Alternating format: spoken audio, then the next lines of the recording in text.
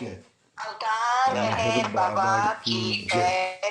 अवतार मेहर बाबा की जय। मेहर पल्लवी आता मेहर पालवेचं आता 5:30 ला त्यांचं चालू होते.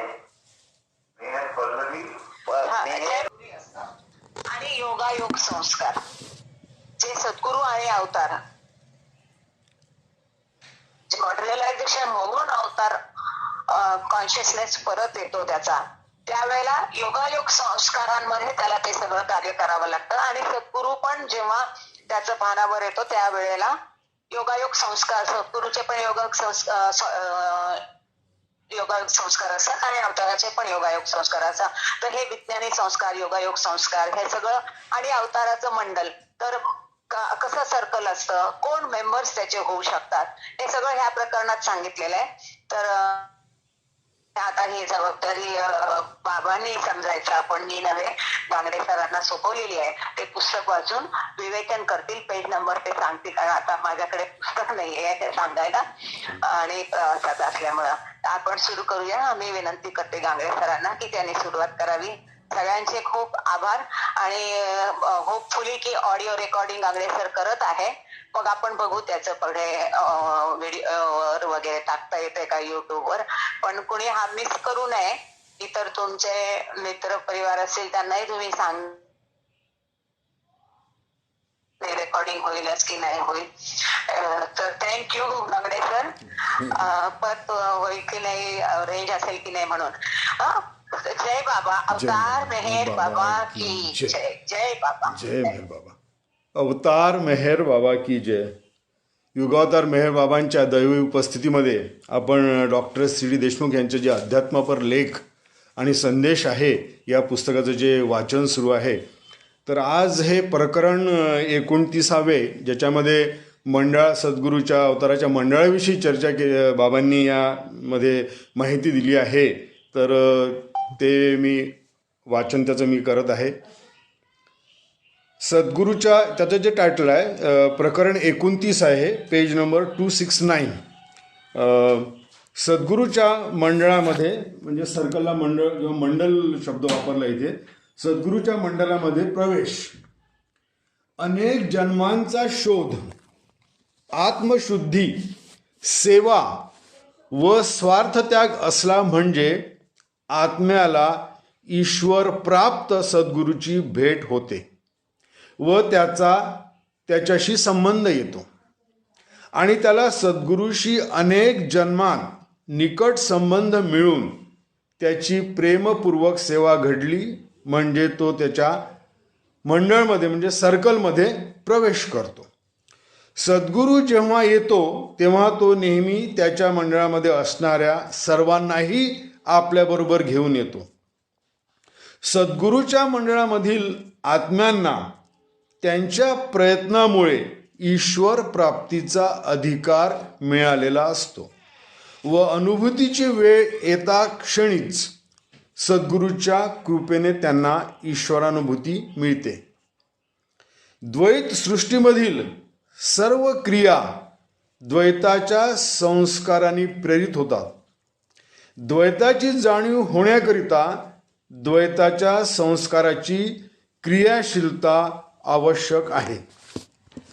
म्हणजे साधकाच्या अनेक जन्माचा जो साधनेचा किंवा ईश्वराविषयीचा जो शोध असतो व त्यांनी स्वतः अंगीकारलेली आत्मशुद्धी, सेवा आणि स्वार्थत्याग या अनेक सद्गुणांनी त्या आत्म्याला यामुळे त्या आत्म्याला ईश्वर प्राप्त सद्गुरूची भेट होते आणि मग त्याच्याशी संबंध येतो आणि यामुळे त्याची जी पुढील प्रगती आहे या सद्गुरूमुळे होते.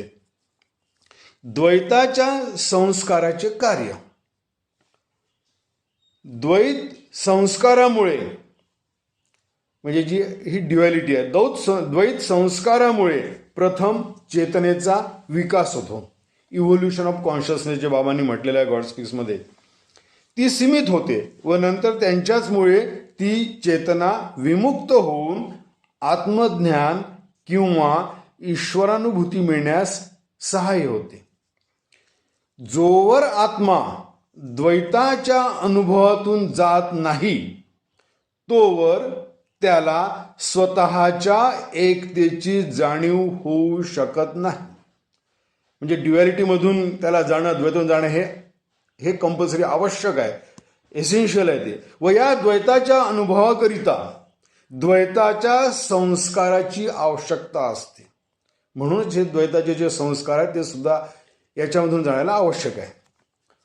प्रारब्ध संस्कार, बाबांनी जे प्रारब्ध संस्कार जे म्हटलेले आहे त्याविषयी आरंभापासून शेवटपर्यंत, मीन्स बिगिनिंग टू एंड, शेवटपर्यंत जीवात्मा हा संस्काराच्या आवेगास अधीन असतो. म्हणजे संस्काराचं जे मोमेंटम, म्हणजे टोटल संस्काराचं लोड, जडत्व आणि त्याला असलेला त्याचा वेग, याला फिजिक्समध्ये जो मोमेंटम शब्द भरलेला आहे, स्पीड मल्टिप्लाइड बाय व्हेलॉसिटी, म्हणजे लोड मल्टिप्लाइड बाय व्हेलॉसिटी. तर त्याच्यावर जे टोटल त्या संस्काराचं जे भार असतो, त्या संस्काराचा भार आणि त्याचा तो वेग, या दोन्हीमुळं हा जो जीवात्मा आहे हा या संस्काराच्या आवेगाच्या अधीन असतो व संस्कारामुळेच त्याची भवितव्यता निश्चित होते. ह्यांना प्रारब्ध संस्कार असे म्हणतात. प्रारब्ध संस्कार हे नेहमी अनुभवातीत परस्पराविरुद्ध द्वंद्वाशी संबंधित असतात. उदाहरणार्थ, लोभाचे संस्कार व तद्विरुद्ध संस्कार, कामाचे संस्कार व तद्विरुद्ध संस्कार, क्रोधाचे संस्कार व तद्विरुद्ध संस्कार, वाईट विचार, शब्द व कृती यांचे संस्कार व तारूत संस्कार, म्हणजे विरुद्ध, ऑपोजिट संस्कार, हे सगळे प्रारब्ध संस्काराच्या मध्ये येतात. तर आता बाबांनी पुढे सांगितले की हा संस्काराचा लोप कसा होईल. परमाणूच्या अवस्थेपासून, म्हणजे ॲटम स्टेजपासून बाबा म्हणाले, परमाणू अवस्थेपासून तो ईश्वरानुभूतीच्या अवस्थेपर्यंत, गॉड रिअलायझेशनपर्यंत, आत्मसाक्षात्कारापर्यंत जीवात्मा द्वैत संस्कारांनी सीमित असतो व त्याला जे काही होते ते या सर्व संस्कारांनीच नियत होते. ईश्वराभूतीनंतर आत्म्यांचे सर्व संस्कार नष्ट होतात. जेव्हा संस्कार पूर्ण नष्ट होतात म्हणजेच तो ते गॉड रिअलायझेशन किंवा साक्षात्काराकडे जातो. जर तो द्वैत सृष्टीच्या साधारण जाणीवेमध्ये परत न उतरता ईश्वराच्या अनुभवातच निमग्न राहिला, म्हणजे गॉड रिअलायझेशन नंतर किंवा आत्मसाक्षात्कारानंतर तो त्याच अवस्थेत जर वर राहिला, त्याच अनुभवामध्ये तो ईश्वरत्वाच्या अनुभवामध्ये विलीन राहिला, तर तो सर्व प्रकारच्या संस्कारांच्या पलीकडे राहतो. मग संस्काराचा कुठलाही संबंध नाही. तो त्याच्या एटर्नल जे स्टेज आहे ज्याच्यामध्ये तो मग्न झालेला आहे, गॉड रिअलायझेशन हो या साक्षात्कार असो, त्यांच्यात कोणतेही संस्कार उत्पन्न होत नाही व होऊ शकत नाही. त्याच्यामध्ये संस्काराचा प्रश्नच नाही, कारण संस्कार पूर्ण त्याचे नष्ट झालेले असतात. विश्वव्यापी, आता बाबांनी पुढे सांगितलंय, विश्वव्यापी समष्टी मनामधील योगायोग संस्कार. तर विश्वव्यापी समष्टी मन म्हणजे बांधी युनिव्हर्सल माइंडला हा शब्द वापरलेला आहे मराठीमध्ये. युनिव्हर्सल माइंडचं ट्रान्सलेशन समष्टी मनातील समष्टी मन असं केलेलं आहे.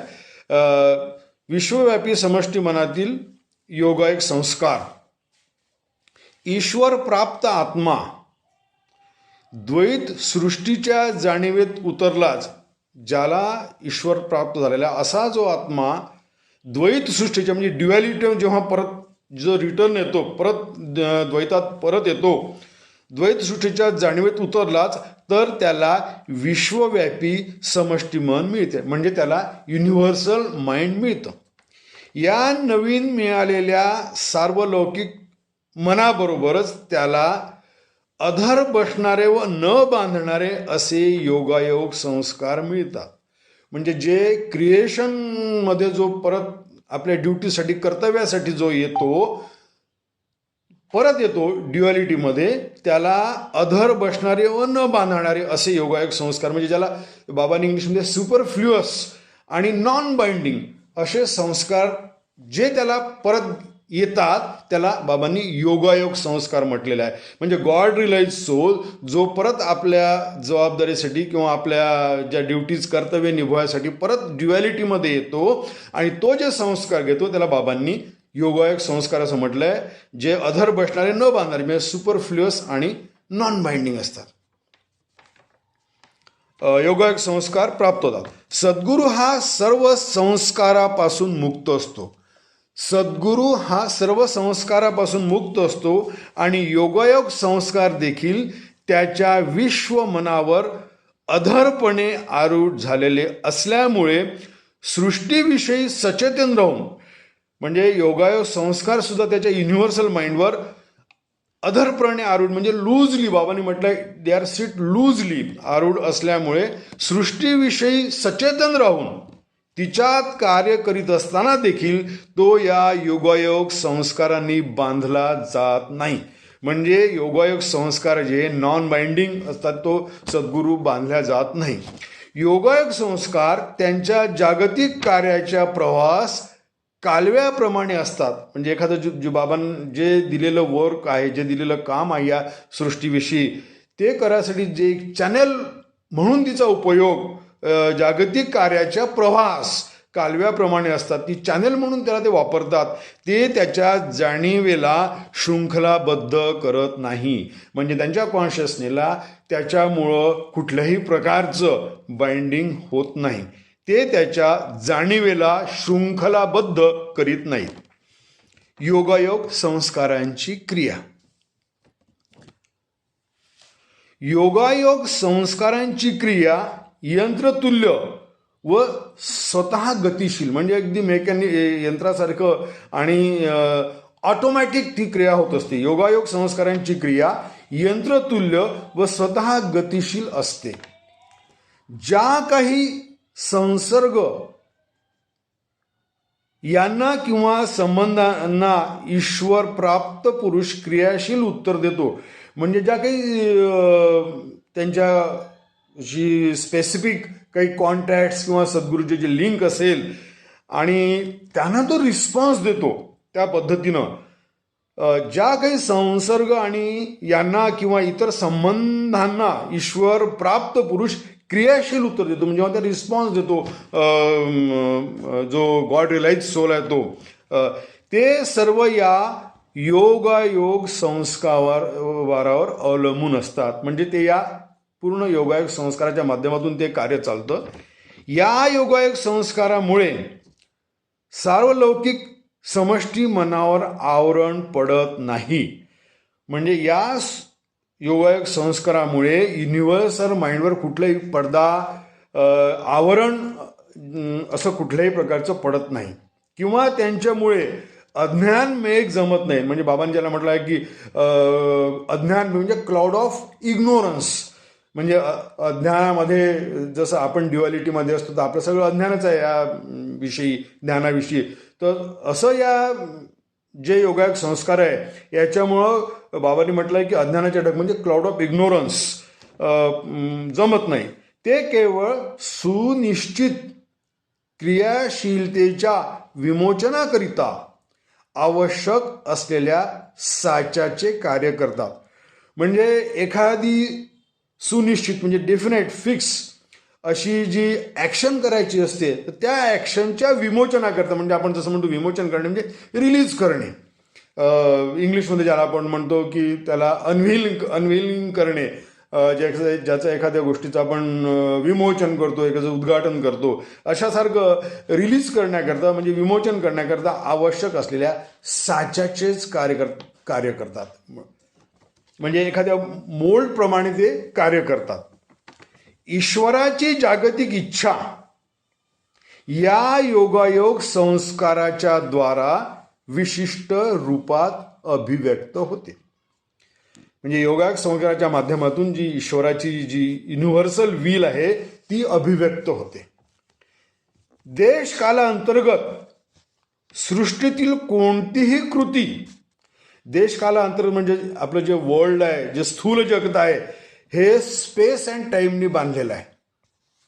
अवकाश आणि वेळ हे सगळं या स्थूल जगतामध्येच आहे. बाहेर वर त्याचा कुठलाही याच्याशी काही संबंध नाही आहे. म्हणून देशकालांतर्गत सृष्टीतील कोणतीही कृती, सृष्टीपर्यंतच आहे, लिमिटेशन्स आहे स्पेस अँड टाईमचं. सृष्टीतील कोणतीही कृती एखाद्या सुनिश्चित विशिष्ट परिस्थितीशी किंवा घटनाराशीच्या वातावरणाशी संबंध असते. म्हणजे जी हे कुठलीही कृती जी होते ती एका विशिष्ट परिस्थिती म्हणजे सिच्युएशनमध्ये किंवा घटनाराशीच्या वातावरणाशी म्हणजे सेट ऑफ सर्कमस्टन्सेस म्हणजे जी परिस्थिती आली असेल त्या परिस्थितीला ती अनुसरून अशी जी सुनिश्चित अशी कृती केल्या जाते. घटनाशी वातावरणाशी संबंध असतो. तसेच दुसऱ्या परिस्थिती सोडून एका परिस्थितीतच क्रियाशील प्रत्युत्तर देण्यात येतं. म्हणजे एका सिच्युएशनमध्ये एक ॲन्सर, एखाद्या सिच्युएशनमध्ये ॲन्सर त्याचं प्रत्युत्तर देण्यात येणार नाही, व तेही दुसरे व सर्व प्रकार सोडून म्हणजे वेगवेगळ्या पद्धतीनं वेगवेगळ्या प्रकारेनं हा जो या कृतीमुळे रिस्पॉन्स मिळतो. एका विशिष्ट रीतीनेच देण्यात येते. याला काही ते कारण, त्याला जे कारण असतं ते आपल्याला समजणे शक्य नाही. हे जे दैवी योजनेप्रमाणे जे आहे, डिव्हाइन विलप्रमाणे हे सर्व कार्य चालतं. कारण बाबांनी म्हटलंय की there must always be some reason why a response is given to one situation rather than another and why it is given to one way rather than other. म्हणजे कुठल्या एका सिच्युएशनमध्ये कसा रिस्पॉन्स दिला जातो हे आपल्याला माहीत नाही. ते फक्त त्याचं जे दैवी कार्य आहे, वैश्विक कार्य, त्याप्रमाणेच ते चालते. आणि एका पद्धतीनं ते उत्तर जाते किंवा दुसऱ्या पद्धतीनं देतं, ती पद्धत सुद्धा आपल्या आकलनाच्या बाहेर असते. हे केवळ दैवी विल, ईश्वराच्या इच्छेप्रमाणे, डिव्हाइन विलप्रमाणे सगळं चालतं. बद्ध जीवाची क्रियाशीलता ही त्याच्या बंधनकारक प्रारब्ध संस्कारांनी निश्चित व सीमित होते. म्हणजे आपण सगळे बद्ध जीव आहोत. आपल्या जी जीवाची जी क्रियाशीलता आहे, जे आपल्या सगळ्या प्रारब्ध संस्कारांनी पूर्ण जे बंधन आपल्यावर आहे, त्यांनीच ती आपली ॲक्शन, सगळी कृती आपल्याकडून त्या पद्धतीनं होते. व आध्यात्मिक स्वातंत्र्यास प्राप्त झालेल्या आत्म्याची क्रियाशीलता ही त्याच्या न बांधणाऱ्या योगायोग संस्कारांनी निश्चित व सीमित होते. म्हणजे आध्यात्मिक स्वतंत्रता असलेले जे आत्मे आहे त्यांच्या हातून जी क्रिया होते तेही केवळ योगायोग संस्कारांनीच बांधलेली असते.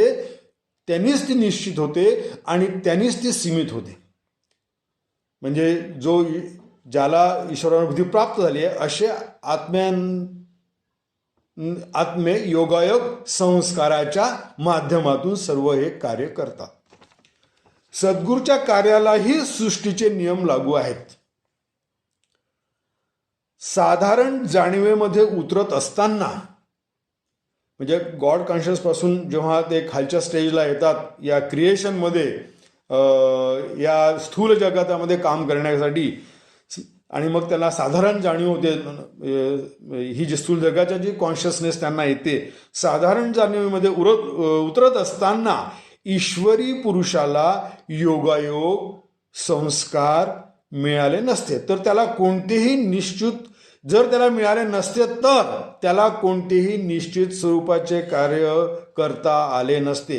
आणि हे जर योगायोग संस्कार ईश्वरी पुरुषाला स्थूल जगातामध्ये कार्य करण्यासाठी जर मिळाले नसते तर त्याला कोणतेही निश्चित स्वरूपाचे कार्य करता आले नसते. म्हणून हे योगायोग संस्कार जे आहे या ड्युअलिटीमध्ये येऊन त्यांना कार्य करण्यासाठी आवश्यक आहे.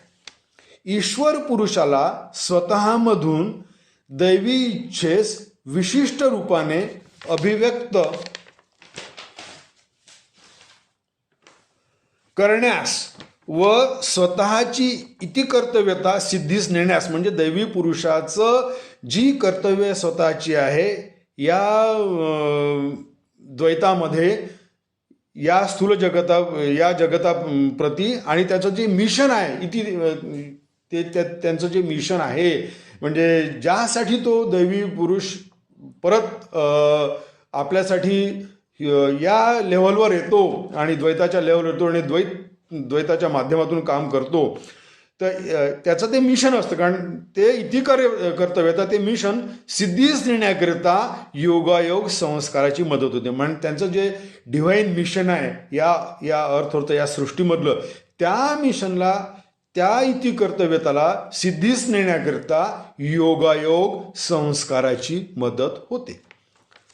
सद्गुरू हा अस्तित्व, जाणीव, ज्ञान, आनंद, प्रेम व शक्ती या सर्वांच्या बाबतीत अनंत असतो. म्हणजे infinite existence, infinite consciousness, infinite knowledge, infinite bliss, infinite love and infinite power, ह्या सगळ्या बाबतीत तो इन्फिनिट असतो, म्हणजे अनंत असतो या सर्वांच्या बाबतीत. व तसे तो स्वतःला जाणतो आणि त्याला त्याचं ज्ञान पण असतं. तो स्वतः जाणतो की मी इन्फिनिट इन ऑल, या सगळ्या ॲस्पेक्ट्समध्ये इन्फिनिट आहे, अनंत आहे. आणि परात्पर स्थिती म्हणजे बियॉन्ड स्टेट, परात्पर स्थितीमध्ये तो नेहमी अंतरहितच राहतो. म्हणजे तो नेहमी जेव्हा परात्पर अवस्थेमध्ये तो असतो, ज्याला बियॉन्ड स्टेट म्हणलंय, त्यामध्ये सुद्धा तो अंतरहित राहतो, म्हणजे इन्फिनिट राहतो. परंतु त्याने केलेल्या सृष्टीतील कार्याला सृष्टीचे नियम लागूच असतात. पण जेव्हा तो सृष्टीमध्ये आपले कर्तव्य किंवा आपले कार्य करायसाठी येतो, तर त्याला सुद्धा सृष्टीचे नियम लागूच असतात व त्यामुळे त्याचे कार्य एका अर्थाने सीमित असते. प्रत्येकामध्ये प्रच्छन्न असलेली अनंतता, प्रत्येक सोलमध्ये प्रच्छन्न असलेली म्हणजे हिडन जी अनंतता आहे ती आपल्यामुळे हिडन आहे. ती काही अजून एक्सपोज झाली नाही किंवा बाहेर निघाली नाही किंवा त्याला आपल्याला अवेअरनेस नाही त्याचा. आपण म्हणून ती आपल्यामध्ये जी अनंतता आहे, प्रत्येक सोल हा अनंत आहे, पण ते अनंतता हिडन आहे. आणि असलेली अनंतता, प्रच्छन्न असलेली अनंतता व डिव्हिनिटी, म्हणजे त्यामध्ये इन्फिनिटी पण आहे आपल्यामध्ये, डिव्हिनिटी पण आहे, पण हे सगळी हिडन आहे, ही लपलेली आहे आतमध्ये.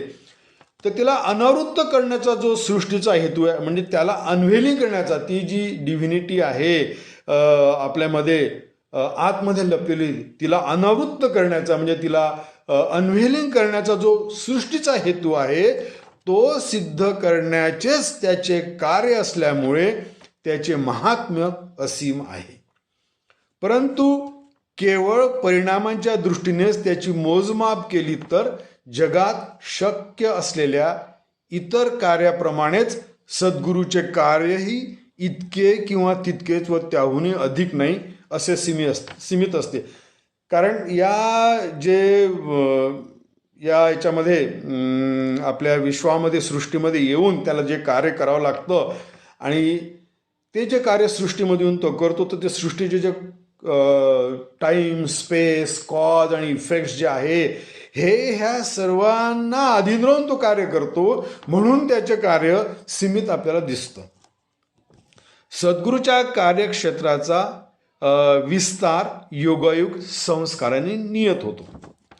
परंतु ईश्वर पुरुषाचे कार्य केवळ परिणामांच्या दृष्टीने मोजले तरी संस्कार सक्त लोकांच्या कार्याचे फळे ईश्वर पुरुषाच्या कार्याच्या फलाहून विस्ताराच्या दृष्टीने कितीतरी कमी व तुच्छ असतात.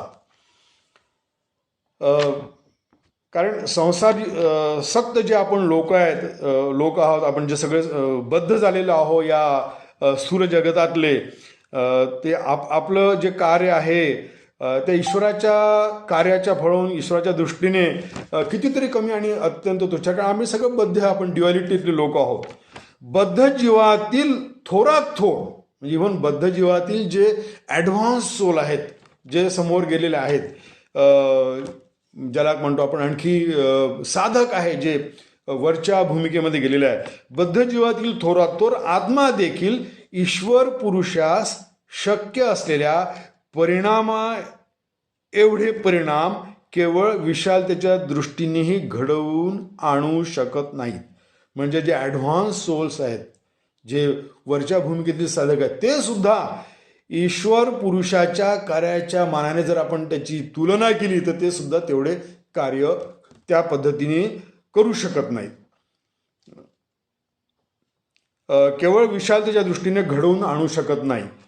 ईश्वर पुरुषाच्या कार्याच्या मागे ईश्वराची अनंत शक्ती असते व संसारसत मनुष्य स्वतःच्या अहमनातून मिळणाऱ्या सीमित शक्तीनेच कार्य करत असतो. म्हणजे ईश्वर पुरुषाच्या कार्यामागे ईश्वराची अनंत शक्ती असते, परंतु आपल्या जे आपण बद्ध आहोत संसारातले माणसं, तर आपला हा इगो माइंड असल्यामुळं अहमनातून मिळणारी ती आपली जी शक्ती असते ती अत्यंत लिमिटेड, अत्यंत सीमित असते. त्याच्या माध्यमातून आपण कार्य करत असतो. परंतु केव्हा केव्हा ईश्वर पुरुष देखील एखादे नेमलेले मर्यादित कार्य आटपून आपले देहधारिष्ट संपुष्टात आणतो. म्हणजे इव्हन कधी कधी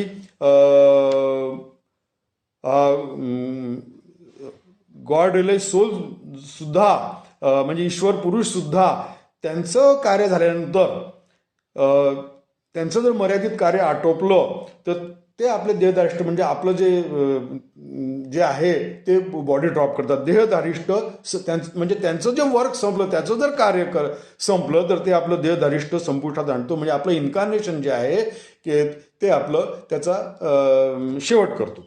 आणि ह्याचे कारण त्याची शक्ती सीमित असते हे नसून, कारण त्यांनी जर आपलं कार्य झाल्याबरोबर जर त्यांनी आपली बॉडी ड्रॉप केली किंवा देहधारिष्ट संपुष्टात आणले तर याचा अर्थ त्याची शक्ती सीमित असते असं नाही. बाबा म्हणतात हे नसून, आणि ह्याचे कारण त्याची शक्ती सीमित असते हे नसून त्याचे योगायोग संस्कारांनी नियत झालेले कार्य नेमके तितकेच असते व त्याहून अधिक नसते हे होय. जर सद्गुरूंनी जर आपली देह सोडला तर त्याचं कार्य लिमिटेड होतं असं नसून योगायोग संस्काराने जे नियत झालेले कार्य नेमके तितकंच असते व त्याहून अधिक नसते. त्यामुळे त्याला त्यावेळी आपलं जे आहे देहधारिष्ट संपुष्टात आणावं लागतं. योगायोग संस्कारांनी नियत झालेले त्याचे कार्य संपवल्यानंतर तो पुन्हा अनंततेच्या अव्यक्त स्वरूपात विलीन होण्यास तयार होतो. तो या मिथ्या व द्वैतपर जगामध्ये योगायोग संस्कारास अनुसरून आवश्यक असलेल्या कालावधीपेक्षा एक क्षणही थांबत नाही. म्हणजे योगायोग संस्कारांनी जे त्यांना लिमिटेशन्स दिलेले आहे त्याला अनुसरून एक क्षणचा सुद्धा तो कालावधी न हे करता आपला देहाचा तो धारिष्ट या संपुष्टात आणतो आणि परत तो पुन्हा अनंततेच्या अव्यक्त स्वरूपात विलीन होण्यास तयार होतो. अवतार व त्याचे मंडळ पूर्ण सद्गुरूप्रमाणेच अवतारालाही मंडळ सारखं असतं. ज्याप्रमाणे सद्गुरूला मंडळ असतं त्याचप्रमाणे अवतारालाही मंडळ असतं. जेव्हा अवतार देह धारण करतो तेव्हा त्याच्या समोर काही अत्यंत स्पष्टपणे निश्चित केलेले कार्य असते. कारण अवताराचं हे निश्चित एक मिशनच असतं या पृथ्वीवर येण्यासाठी, या सृष्टीमध्ये येण्यासाठी.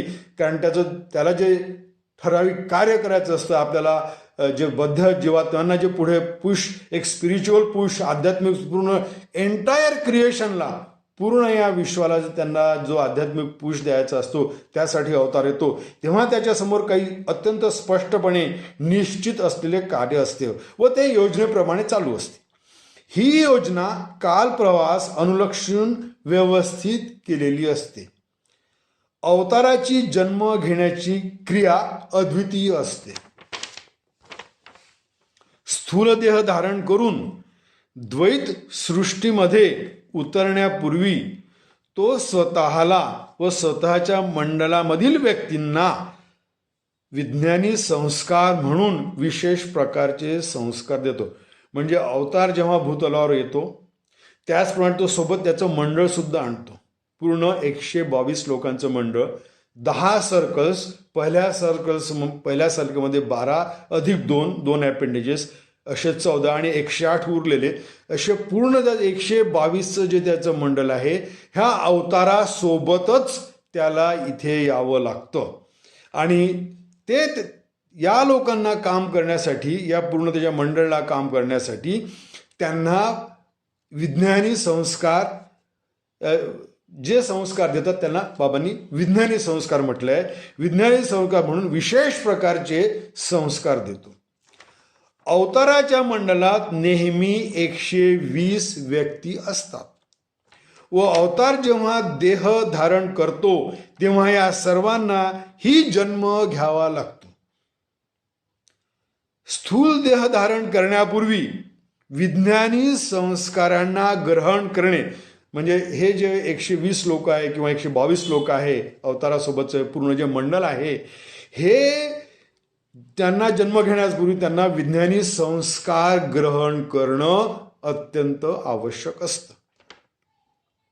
स्थूल देह धारण करण्यापूर्वी विज्ञानी संस्कारांना ग्रहण करणे म्हणजे स्वतःच्या मंडळावर आवरण टाकण्यासारखं असतं. तर हे विज्ञानी संस्कार म्हणजे एक त्यांच्यावर हे आवरण टाकल्यासारखं असतं.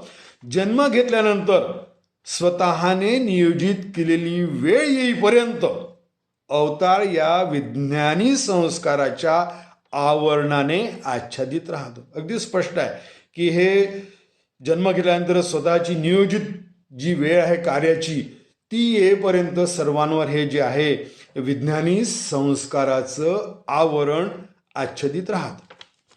परंतु नेमलेली वेळ आल्यानंतर त्याला स्वतःच्या मूळ ईश्वरत्वाचा अनुभव येऊन तो विज्ञानी संस्काराच्या द्वारा कार्य करण्यास सुरुवात करतो. नेमलेली वेळ आल्याबरोबर त्याला स्वतःच्या मूळ ईश्वरत्वाचा अनुभव येऊन तो विज्ञानी संस्कारांच्या द्वारा कार्य करण्यास सुरुवात करतो. म्हणजे अवताराच्या बाबतीत हे आहे की विज्ञानी संस्काराद्वारे कार्य करण्यास सुरुवात करतो. परंतु कार्याच्या प्रारंभापूर्वीच त्यांच्या विज्ञानी संस्कारांचे समष्टी मनातील योगायोग संस्कारामध्ये परिवर्तन होते.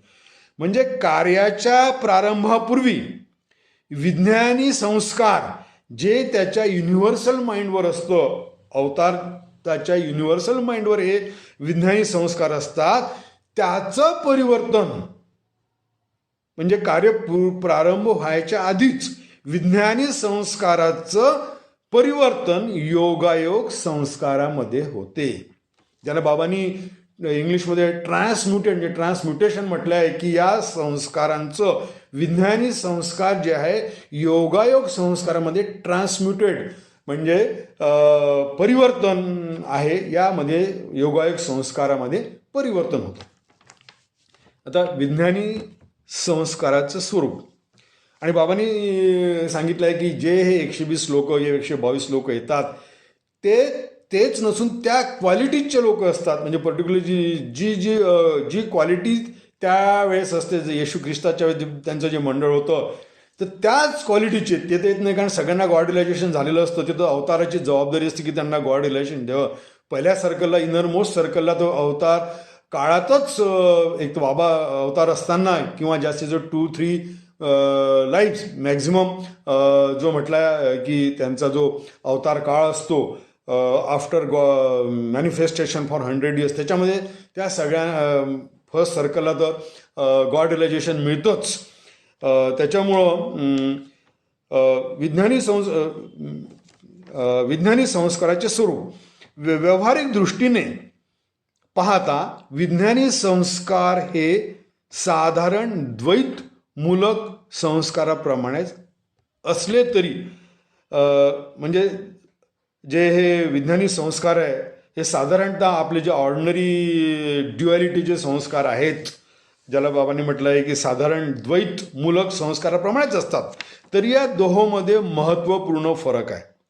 साधारण संस्कार ज्या कृतींना व अनुभवांना आमंत्रित करतात त्यांचीच प्रेरणा विज्ञानी संस्कारांनीही होते.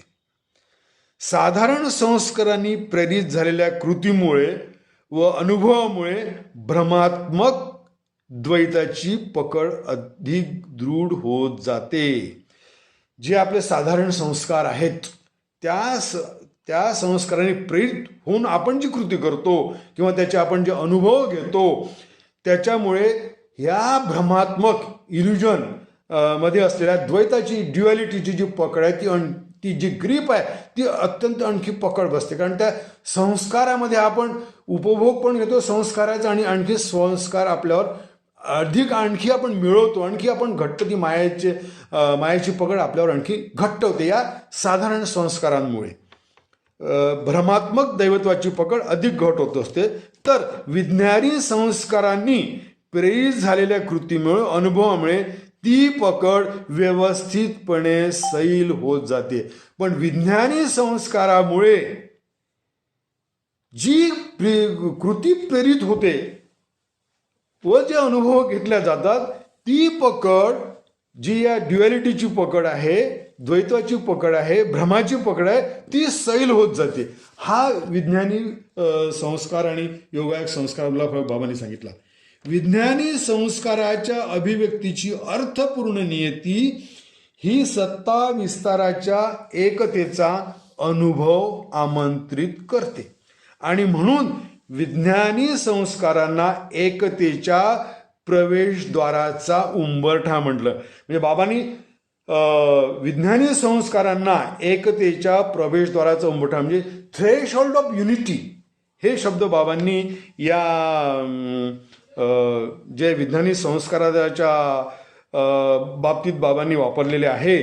आणि याच्यामध्ये जे आहे या संस्कारामुळे जे आहे की realisation of oneness of existence जे आहे, कारण हे जे पूर्ण ज्यांना विज्ञानी संस्कार मिळतात त्यांना परत रिअलायझेशन ऑफ वन म्हणजे जी युनिटी जी आहे आत्मज्ञानाकडे किंवा गॉड रिलेशनकडे ज्यांना जायचं आहे पुढे, तर त्यांना realisation of oneness of existence हे कळण्यासाठी हे विज्ञानी संस्कार आहे. म्हणून बाबांनी त्यांना थ्रेशोल्ड ऑफ युनिटी म्हणजे एकतेच्या प्रवेशद्वाराचा उंबरठा असं संबोधलेलं आहे. आता पुढचं जे आहे ईश्वरानुभूतीची ठरलेली वेळ. मंडळातील व्यक्ती म्हणजे बाबांचं जे मंडळ आहे त्यातील व्यक्ती अवताराने ईश्वरानुभूतीकरिता ठरवलेली वेळ येईपर्यंत विज्ञानी संस्कारांच्या आवरणात आच्छादित राहतात.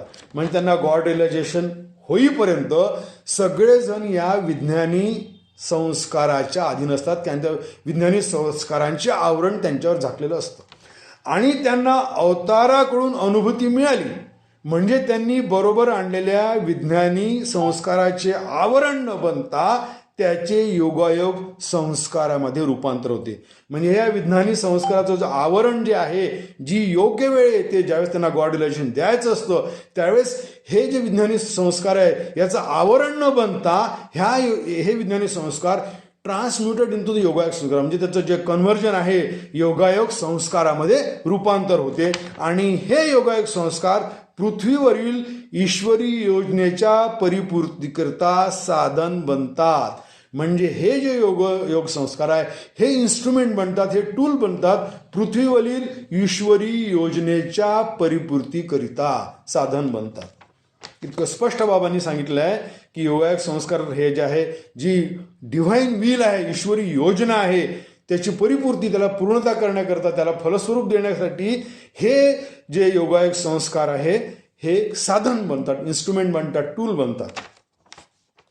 विज्ञानी संस्कार व योगायोग संस्कार या दोहोमधील भेद. आता बाबांनी विज्ञानी संस्कार आणि योगायोग संस्कार या दोहोमधला भेद पुढे स्पष्ट केलेला आहे. विज्ञानी संस्कार व योगायोग संस्कार या दोहोमध्ये एक महत्वाचा भेद आहे.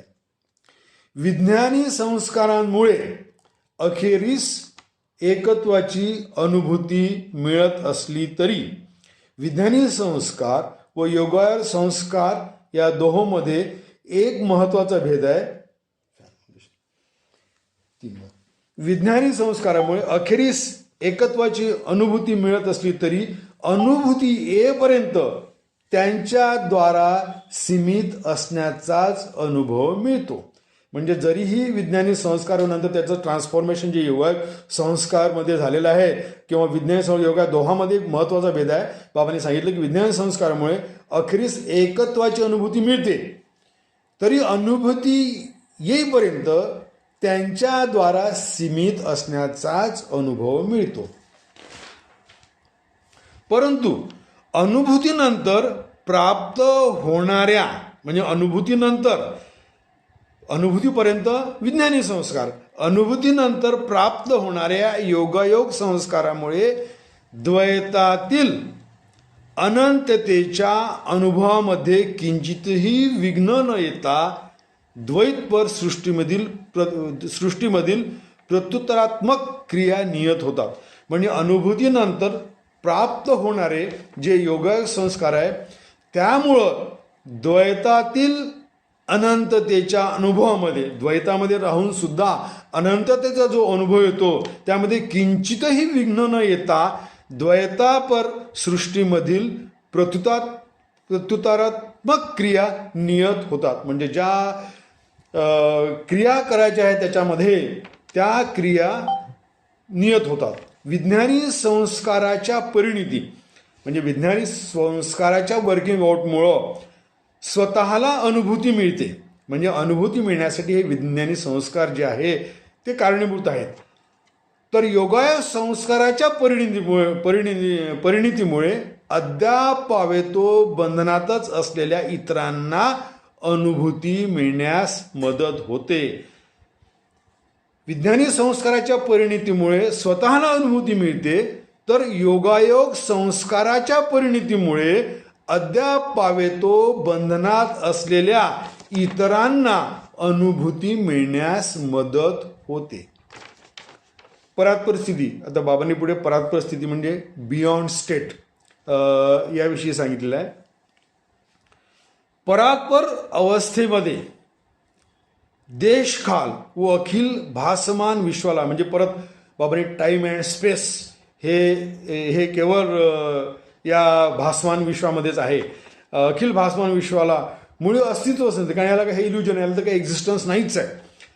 भासमान द्वैतपर सृष्टीमध्येच देशकालाला व कार्यकारण नियमाला अस्तित्व आहे. म्हणजे time and space, cause and effect, action reaction हे जे सगळं आहे, हे जे सगळे स्थूल जगातील नियम आहे, या कार्यकारणाला या द्वैतामध्येच फक्त अस्तित्व आहे. म्हणून सद्गुरू जेव्हा मानवतेच्या उद्धाराकरिता द्वैताच्या क्षेत्रात कार्य करतो, सद्गुरू जेव्हा मानवतेच्या उद्धाराकरिता द्वैताच्या क्षेत्रात कार्य करतो तेव्हा तो देखील देशकाल व कार्यकारण भाव यांच्या नियमात येतो. म्हणजे सद्गुरू सुद्धा मानवतेच्या उद्धाराकरिता या ड्युअलिटीमध्ये द्वैताच्या क्षेत्रात कार्य करतो. तो देखील देशकाल म्हणजे टाईम अँड स्पेस, कार्यकारण भाव म्हणजे कॉज अँड इफेक्ट याच्या नियमात सुद्धा येतो. म्हणजे तो सुद्धा हे नियम पाळतो. आणि वस्तुतः तो परात्पर स्थित म्हणजे तो वस्तुतः तो परात्पर स्थितीतील एकतेचा अनुभव नेहमीच घेत असला तरी पण सद्गुरू त्याची जी अवस्था असते तो बियॉन्ड स्टेटमेंटला सुद्धा सायमल्टेनियसली गॉड कॉन्शियसनेस असल्यामुळे तो त्याच्या एकतेचा नेहमी अनुभव घेत असतो. ती त्याची जी ज्याला काय म्हणतो आपण कॉन्शियसनेसला गॉड कॉन्शियसनेस असल्यामुळं त्याचा तो कॉन्स्टंट अनुभव असतो त्याच्या एकतेचा, परमेश्वराच्या एकतेचा. तरी त्याच्या बाहेरील कार्याच्या दृष्टीने पाहिल्यास, बाहेरील कार्य म्हणजे आपल्या स्थूल जगातील कार्य, तो कधी कधी सीमित असल्याचे भासते. पण तो जो कार्य करतो आपल्या द्वैतामध्ये, तर बरेचदा आपल्याला असं भासतो की त्याचं कार्य हे जे आहे सीमित भासतं. तो स्वतः कालातीत असला, ते कालाच्या he is above time and space, तो कालातीत आहे, तरी तो द्वैतात असलेल्या इतरांकरिता क्रियाशील बनतो. परंतु ते द्वैतामधील जे आपण बद्ध लोक आहे त्याच्यासाठी त्याला ॲक्शन ती त्या पद्धतीने करावी लागते. तेव्हा कालाला महत्त्व असते, कारण या बद्ध जगतामध्ये तो काम करत असल्यामुळे टाईम अँड स्पेस याप्रमाणेच त्याला चालावं लागतं. मंडळाबद्दलचे विशेष कार्य. साधारणतः श्रेष्ठतर देहामधून म्हणजे जे ज्याला म्हणतो जे साधक हायर प्लेन्सचे आहेत त्यांच्याबाबत साधारणतः श्रेष्ठतर देहांमधून मानवतेबद्दलचे सद्गुरूचे जागतिक कार्य अविश्रांत चाललेले असते. म्हणजे मानवतेबद्दलचे जे सद्गुरूचे जागतिक कार्य आहे ते तर अविश्रांत म्हणजे अनएंडिंग नॉन स्टॉप अविश्रांत चाललेले असते. परंतु जेव्हा तो स्वतःच्या मंडलातील व्यक्तीकरता कार्य करतो तेव्हा तो अतिशय काळजीपूर्वक व दक्षतेने वेळेची निवड करतो. कारण स्वतःच्या मंडळ जे आहे त्या व्यक्तीसाठी सुद्धा त्यांना कार्य करणं आवश्यक असतं अवताराला.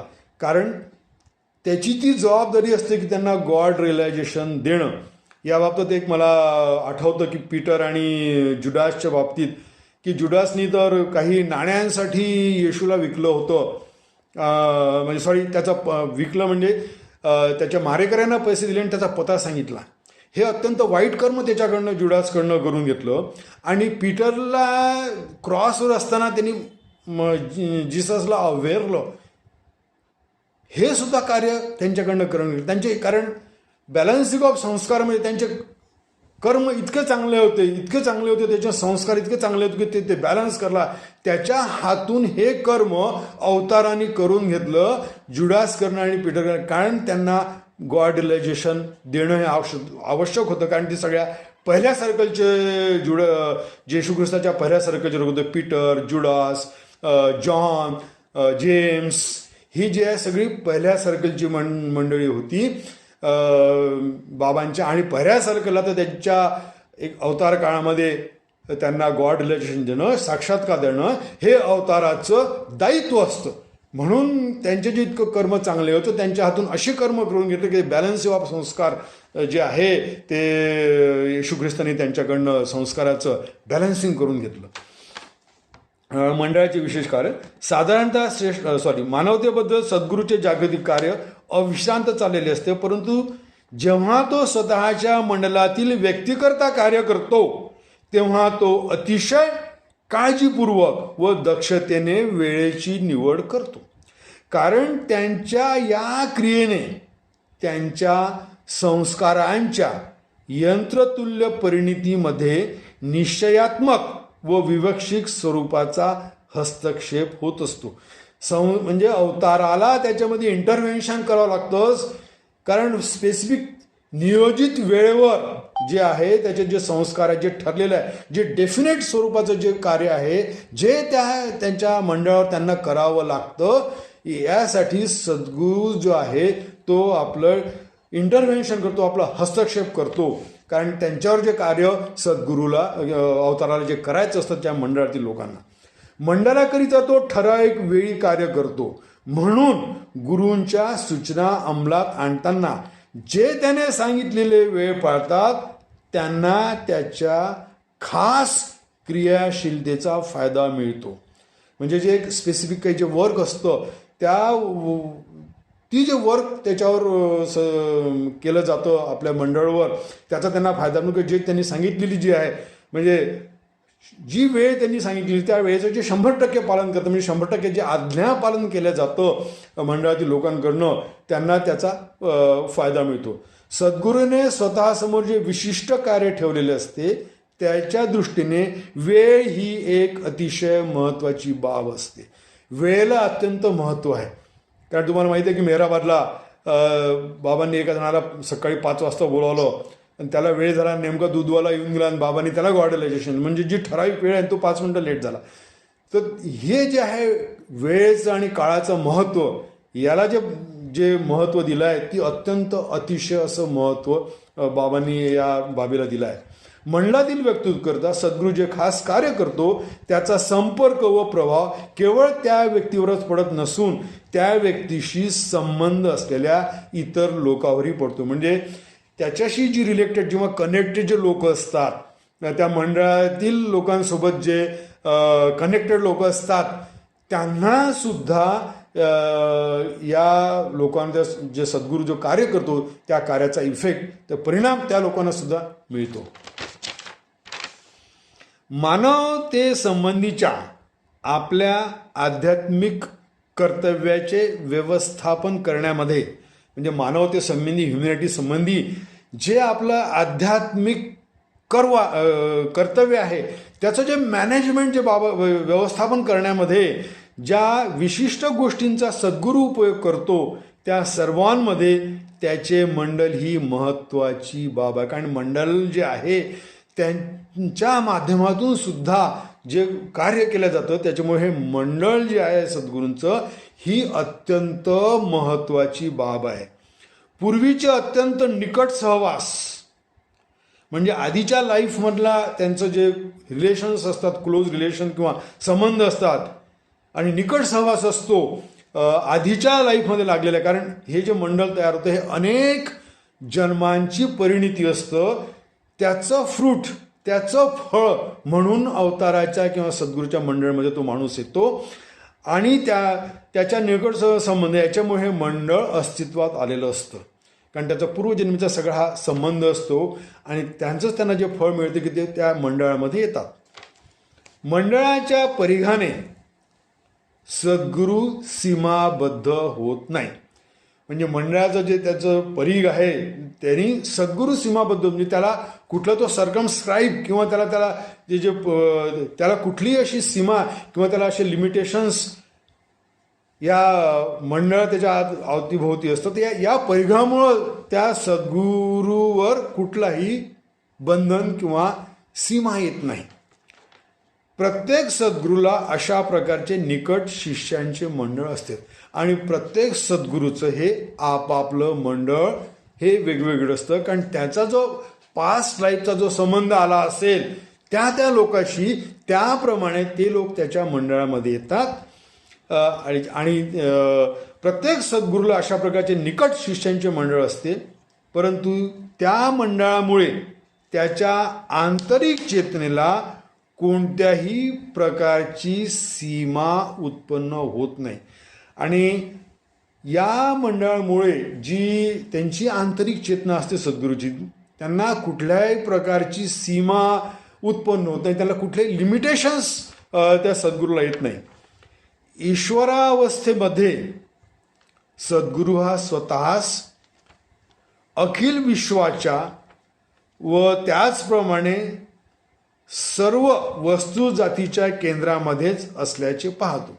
ईश्वरावस्थेमध्ये सद्गुरू हा स्वतःच अखिल विश्वाच्या व त्याचप्रमाणे सर्व वस्तू जातीच्या केंद्रामध्येच असल्याचे पाहतो.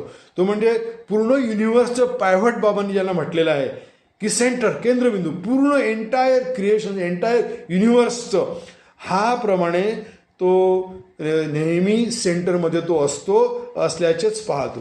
त्यामुळे त्याला परिघात बद्ध करणारे असे कोणतेही वर्तुळ असत नाही. म्हणजे म्हणून त्याला कुठलंही परिघ किंवा कुठलंही वर्तुळ त्यांना त्या परिघामध्ये बद्ध करू शकत नाही. द्वैत रहित अनंतेमध्ये आवड निवड नसते. म्हणजे द्वैत रहित अनंतता, म्हणजे जी ड्युअलिटीच्या वर गेलेलं आहे अशी जी अनंतता आहे, इन्फिनिटी, त्यामध्ये आवड निवड हा कुठलाही भाग नसतो. अस्तित्व असते, एक्झिस्टन्स असतो. मात्र भासमान सृष्टीमधील या आध्यात्मिक कार्याच्या दृष्टीने मंडळ हे हिमालय इतकेच खरे असते. परंतु ही जी भासमान सृष्टी आहे, आपण हे ड्युअलिटीमधले आहे, इल्युजनमधले आपण लोक आहोत, याच्यामध्ये जे आध्यात्मिक कार्य करायचं असतं त्यांना, त्यासाठी हे जे मंडळ त्यांनी तयार केलेलं असतं, हे जे मंडळ आहे सद्गुरूचं, त्यांचं जे कार्य आहे ते बाबा म्हणतात की ते हिमालय एवढं मोठं त्या सद्गुरूचं कार्य असतं.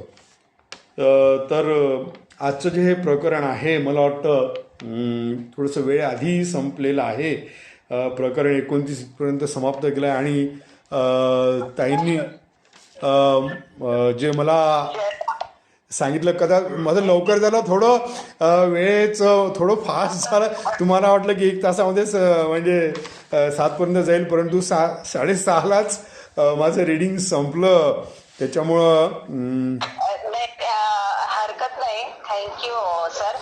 एक विनंती होती की आता थोड्या वेळापूर्वी तुम्ही सांगितलं की टायमिंगचं कसं इम्पॉर्टन्स आहे आणि त्याला ते देणार होते गॉड रिअलायझेशन, उशीर झाला तर दुसऱ्या असून ती एक संपूर्ण हकीकत तुम्ही छान सांगू शकता, तर ती पूर्ण सांगावी तुम्ही अशी विनंती आहे. आणि दुसरं अशीच एक हकीकत आहे, आता सगळ्यांना माहिती आहे की मेहराजातला मेहर राज म्हणून जे आहेत ते ऐकायला येत आहे ना? हो हो हो हॅलो, ऐकायला येत आहे ना? हो हो ताई, तुम्ही सांगितलं तरी चालेल, तुम्ही सांगितलं तरी चालेल. रेंज येते जाते ना, मग हे होईल. आणि मी फक्त सजेस्ट करते ती एक कथा, ते आता तुम्ही जस्ट मेन्शन केलं ती.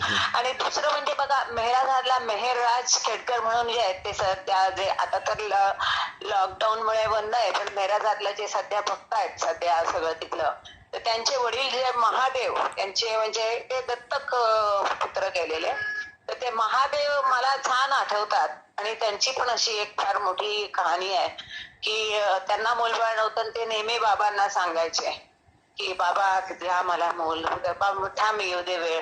आणि मग मध्येच त्यांना कोणीतरी एक दुसरे बाबा प्रेमी म्हणजे भेटतात आणि ते त्यांनाही मूलबाळ नसतं आणि त्यांच्यासाठी बाबा त्यांना खूप गळ घालतात की नाही बाबा ह्यांना तुम्ही हे द्या. आणि बाबा म्हणे ठीक आहे. आणि मग नंतर बाबा त्यांना मुलगा होतो त्या दुसऱ्या बाबा प्रेमीला. तर मग बाबा महादेवला सांगतात, म्हणजे हे मी अगदी थोडक्यात सांगते कारण मला माहित नाही कधी रेंज येईल जाईल ते. हॉर्न नका वाजू, डिस्टर्ब होतो, सॉरी. तर मग बाबा त्यांना सांगतात की बघ हा मी तुझ्यासाठी ठेवला होता, पण आता तू तर त्याला द्यायला लावलास. हा माझ्या स्टॉक रजिस्टर मध्ये हा जीव मी तुझ्यासाठी ठेवला होता लावून, पण आता तुला तर पुत्र होणं संबंध नाही अशक्य. तर मग ती मोठी कहाणी आहे की ते मेहरराज खेडकरना त्यांनी कसं दत्तक घेतलं वगैरे. पण आता जस्ट तुम्ही जी एक हकीकत मेन्शन केली याच्यामध्ये की 100% ओबिडियन्स आणि प्रॉम्प्टनेस, म्हणजे बाबा सांगायचे की मी टाळी वाजवली, चिठ्ठी वाजवली, आहे तसे निघून या, तुम्ही जसेही असाल त्या अवस्थेत निघून यायचं. तर पुष्कळदा बाबा फार इम्पेशंट असायचे या बाबतीत की कुणी अर्धी जाडी केलेलं, कुणी नाडा बांधतंय, कुणी कसं बनियनवरच, कुणी नुसतं हे चड्डीवरच, असे सगळे येऊन हजर पटापट आहे ती कामं. आणि हे त्यांना इतकं छान माहित झालेलं होतं सगळ्यांना अनुभवातून की बाबांना कसं आवडत नाही, बाबांचा मूड गेला की मग बाबा नाही करायचे, किंवा बाबा कुठे जेवायला गेले आणि वेळेवर तयार नसेल तर बाबा निघून जायचे. म्हणजे हे प्रॉम्प्टनेस, जसं ती हकीकत जी आता तुम्ही सांगितली किंवा त्या संदर्भात जर आपल्याकडे वेळ आहेच आहे थोडासा, तर ती हकीकत सांगून आणि त्या संदर्भातले 1-2 हकीकत जर तुम्ही सांगितल्या तर बरं होईल. की आणखीन अशीच एक हकीकत आहे की एरेज काकांना बाबाने एका कामाला पाठवलं होतं, मोठा 1 मिनिट म्हणणार, सॉरी. तर बाबांनी त्या कामासाठी फार अवघड काम, किचकट होतं ते. जमिनीचा फार वाद, एका मोठ्या कुटुंबाचा आपसात भयंकर चाललेला होता, भांडणं हे ते, आणि फार किचकट प्रकरण होतं ते. सोडवणं नेक्स्ट टू इम्पॉसिबल होतं. पण बाबांनी सांगितलं होतं एरेज काकांना की हाच हेतू संपूर्ण सॉल्व्ह करून यायचं म्हणजे यायचंच आहे, काही करून तुला त्या दोघांमध्ये समन्वय साधायचा आहे, जे आउट ऑफ कोर्ट सेटलमेंट सारखं म्हणतो, समझोता करायचा आहे आणि हा वाद मिटवायचा अशा पद्धतीने. आणि तू 6च्या आत मेहराजादला परत आलं पाहिजे. आणि ते इतकं, आणि आता एरेज काकांना कळत होतं की आता हे होत नाहीये किंवा होत आलंय, पण आता वेळ निघून चालली. तर त्यांनी त्यावेळेला मग तुम्हाला एकदम पहा कसं क्लॅशिंग ऑर्डर्स असतात की बाबांनी हेही सांगितलं की 6च्या आत होत, आणि हेही सांगितलं की ते करूनच ये. आता होत आलंय पण वेळ क्रॉस होतोय, मग अशा वेळी काय करायचं? तर क्विकली डिसिजन, ह्या बाबतीत एरेज काका खूप स्मार्ट होते. त्यांनी क्विकली डिसिजन घेऊन ठरवलं की हे आता होत आलंय तर मी हे पूर्ण करणारच आहे. वेळ होणार पण मग ठीक आहे, I am prepared to that. Baba will be more happy if I accomplish this task nicely. आणि मग ते काम करून निघाले आणि मग रस्त्यात त्यांच्या मनात विचार येतो की बाबा किती खुश होतील आज, हे नेक्स्ट टू इम्पॉसिबल काम आहे पण हे मी किती लिहिलंय, काय छान चतुराईने मी त्यांच्यात समन्वय दडून आणला आणि बाबा आता माझ्यावर खूप खुश होऊन मला छान म्हणतील, खुश होतील बाबा माझ्यावर, बाबा माझ्यावर खुश होतील, एवढंच त्यांचं बाबाला शाबासकी मिळाली. आणि ते जातात आणि मेराजातला गेल्याबरोबर सांगितलं की सगळ्यांनी सांगितलं की बाबा फार वाट बघत होते की तू उशीर का केला, तुला 6च्या आधी यायला सांगितलं होतं, तुला उशीर झालाय. आणि बाबा रागवले त्याने निघून गेले. तर ते पहिले ते थोडे नाराज झाले. पुन्हा बाबांनी आतून निरोप पाठवला की एरेसला सांग मला तोंडही दाखवू नको तुझं. पुन्हा आतून निरोप आला की एरेसला सांग की तू उशिरा आलास, माझ्या आज्ञेचं पालन नाही केलंस, गो आणि हा जा आणि जाऊन गो खा. येस, करेक्ट म्हणजे करेक्ट. आम्ही ऍक्च्युअली एरेश काका इतके हे झाले की लगेच गेले आणि त्यावेळी ते इंडियनचे वेगळ्या पद्धतीचे टॉयलेट्स होते की जे डब्यामध्ये साचवलं जायचं, डोक्यावर उचलून नेणार, अशा पद्धतीची अरेंजमेंट होती. मला ते आठवतात, मागच्या बाजूला मेहरादाला अशा पद्धतीचे टॉयलेट्स होते. ते तिथे गेले, कडी उघडून आत जाऊन त्याने आता विचार केला की आता बाबांनी सांगितलं तर ठीक आहे मी हे पण करतो. And the moment he was about to bend, तत्क्षणी त्यांच्या दारावर खूप अर्जंटली थाप आले आणि रिपीटेडली थाप आले. मग त्याने विचार केला की चल मी आधी दार उघडून बघतो. आणि ही सवय होती ना की बाबांनी बोलवल्याबरोबर जायचं. बाबा once you hear that once की ताबडतोब क्षणी जो म्हणतो आपण, क्षणाचाही विलंब न लावता. आणि मग त्याने क्षणाचाही न विलंब लावता त्यांनी दार उघडल्यावर सांगितलं की बाबाने ताबडतोब तुला आहे तसं परत बोलवलं. आणि मग बाबा त्यांनी सांगितलं okay I will forgive you. म्हणजे हे जे आहे तत्क्षणी जे आहे, क्षणाचाही म्हणजे क्षण पण फार मोठा कालावधी आहे. त्या ईश्वराची भीम एवढी आहे, ते युनिव्हर्सल माइंड आहे, त्यांचा युगो हा युनिव्हर्सल युगो आहे. मी असं नेहमी समजते, म्हणते की त्या क्षणात त्यांचे मूड चेंज झाले की ते पूर्ण परिस्थिती बदलते, ती हकीकतच बदलते. आणि अशीच ती जी कथा आता तुम्ही सांगत आहात तशी तुम्हाला विनंती करते, आणि ते तुम्हाला गाड्यांचे आवाज येत असतील, नागपासामध्येच ओरडणं ऐकायला येत असेल, तुम्ही प्लीज कंटिन्यू करा सर. तेवढी एक हकीकत तुम्ही सांगून द्या की ते जे दूधवाल्याला उशीर झाला, मेराजाची मला वाटतं ती आहे, किंवा या संदर्भात तुम्हाला ज्या काही एखाद दोन गोष्टी सांगता येत असेल किंवा इतर काही आपल्या वृंदामधलं बाबा पिरियड मधलं काही ऍडिशन करू शकत असेल. बलराज देशपांडे थ्रो आहेत आणि कठाळे काका आहेत, तर तुम्ही ती हकीकत सांगून वेळ राहिला तर त्यांना पण संधी द्याल. जय Baba. Thank you all so much. जय बाबा. तर बाबांचं म्हणजे वेळेच्या बाबतीत इतकं स्ट्रिक्ट काम होतं आणि शेवटी अवतार तो आणि 100% आज्ञापालन. तर जे मी तुम्हाला जी गोष्ट सांगितली की सकाळच्या वेळी एका जणाला 5 वाजता बोलावलं, पण तो न येता त्याच्याऐवजी दूधवाल्याला 5 वाजता बाबांनी त्याला गॉड रिअलायझेशन देऊन टाकलं. तशीच घटना एका कवालीच्या बाबतीत घडली. त्याला संध्याकाळी बाबांनी म्हटलं की मला कवालीचा मूड झालेला आहे आणि मला ऐकायचे, आणि मग तू जे मागशील मी तुला देईल आनंद, मला अगदी खुश कर तू. ते कवाल आले बाबांजवळ आणि कवाली म्हणायच्या वेळी ते बाबांना म्हणतात की आता 5ची वेळ झालेली आहे, मला नमाज पडायला जायचं आहे. आणि तो अवताराच्या समक्ष त्याला जे कव्वाली म्हणायचं होतं, बाबांनी त्याला सांगितलं की तो कव्वाली म्हण, माझा खूप मूड आहे आणि मी खूप मूडमध्ये आनंदात आहे, मला ऐकायची आहे तुझी कव्वाली. पण शेवटी त्याच्या नशिबात नव्हतं आणि त्यांनी बाबांची आज्ञा त्यांनी डिनाय केली. आणि तो म्हणे की मला 5 वाजल्या तर मशिदीत जायचं, तिथे जायचं आणि नमाज पडायचा आहे. तो गेला आणि बाबा म्हणे शेवटी त्याच्या नशिबात नव्हतं आणि म्हणून त्यांनी ते नाही ऐकलं आणि ते म्हणजे त्याचं जे भाग्य होतं ते भाग्यातच ते नव्हतं. म्हणजे बाबांनी जे काम सांगितलं कुठलंही कार्य, ही जी मंडळी होती ही मंडळी इतकी पक्की झालेली होती.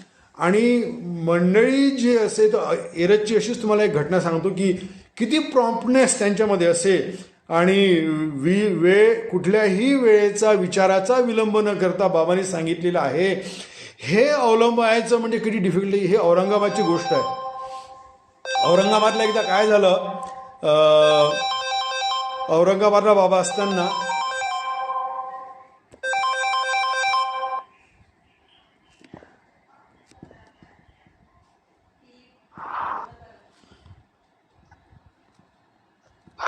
हा, हॅलो हॅलो, येत आहे आता आवाज येत आहे?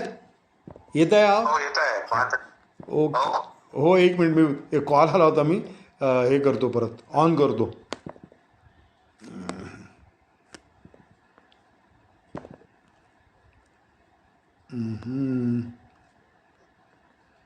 तोपर्यंत मी बोलू का? नाही, एक मिनिट बघतो. ओके ओके, येत आहे येत आहे येत आहे. ओके, ठीक आहे. हो. तर ही औरंगाबादची गोष्ट आहे. तर बाबांना एका स्मशानामध्ये, म्हणजे जे फ्युनरल यार्ड होतं, तिथे बाबांना काही वर्क एकांतात करायचं होतं औरंगाबादला. तर बाबा आतमध्ये त्या फ्युनरल यार्डमध्ये, ग्रेव्ह यार्डमध्ये आत जाऊन बसले आणि सांगितलं की मी टाळी वाजेपर्यंत कोणीही या ग्रेव्ह यार्डमध्ये, या फ्युनरल यार्डमध्ये यायला नको. मग एरजची दारावर ड्युटी, बाकी सगळी जी मंडळी होती चारी भोवताल, त्या स्मशानाच्या ग्रेव्ह यार्डच्या चारी भोवताल सगळी मंडळींनी ड्युटी दिली पूर्ण कंटिन्युअस. आणि एरज जे होते ते फ्रंटवर होते. भरपूर वेळ गेला. बाबांचं एकांतातलं कार्य होतं, बाबाला अजिबात डिस्टर्बन्स नको होता. बाबांनी सांगितलं जेव्हा माझं कार्य संपेन तेव्हा मी टाळी वाजवेल, तेव्हाच तुम्ही आतमध्ये यायचं, आणि किंवा कोणी आला असेल तर आत सोडायचं. तर झालं काय गंमत, एक प्रेत यात्रा तिकडून येऊन राहिली त्या प्रेताला त्याच ग्रेव्ह यार्डमध्ये, त्याच स्मशानात आणण्यासाठी. आता बघा काय परिस्थिती झाली.